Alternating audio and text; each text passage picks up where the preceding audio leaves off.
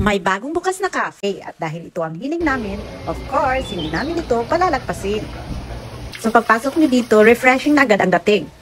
At gaya ng nakagawian, lilibutin muna natin bago tayo mag-order. Sinong relate dyan? At dahil nga ang pangalan ng Aqua Garden, maraming iba't ibang uri ng isda ang inyong makikita. Imagine if you can go down. Pusugan ninyong mata dito. At kung may kasama kayong mga bata, abay, maaalis sila ng gusto. 2 floor ito, kaya asahan ninyo na abutin tayo dito ng 200 minuto. 2 floor to sa ngayon, pero may ginagawa yata sa baba na kasama din dito. Ayan na, may makukulay ng mga isda. Nemo? Nemo? Asan ka, Nemo? Oh no, nawawala si Nemo.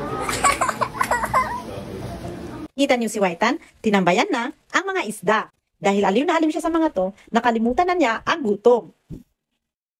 Very colorful like rainbow. Ay, the jellyfish na cute. Not so cute. Not so cute. Siyempre, hindi natin palalagpasin ang kanilang toilet. And in fairness, malinis naman to at hindi nawala ang kanilang theme.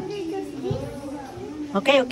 Ayun na. So, nalibot naman na siguro natin lahat, kaya mag-order na tayo. Oh my gosh. It's so good. Kaya kung may mga anak kayo, hindi problema dito. Hindi sila mapuboring at para rin silang nasa labas. Dahil ang mga sides ay glass, yung parang andun lahat sa inside, yung mga nakikita mo outside. At habang naghihintay tayo ng ating order, ayan ulit si Whitan. Nagre-relax na muna. Kaya kung marites ka na may mga dalang anak, okay lang yan. Kasi ang mga anak naman ay natutuwa habang naglalaro. Hindi nila ramdam na nasa loob sila. Kumbaga yung ambience ay naaayon din sa mga bata. They also belong here, di ba? At heto na nga, dito na ang ating order. Ayan na, tananan.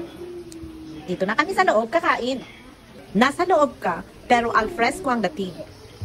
At para naman sulit, ang in-order na natin ay yung may only rice. Pero sulit na sulit din naman ang mga foods dito.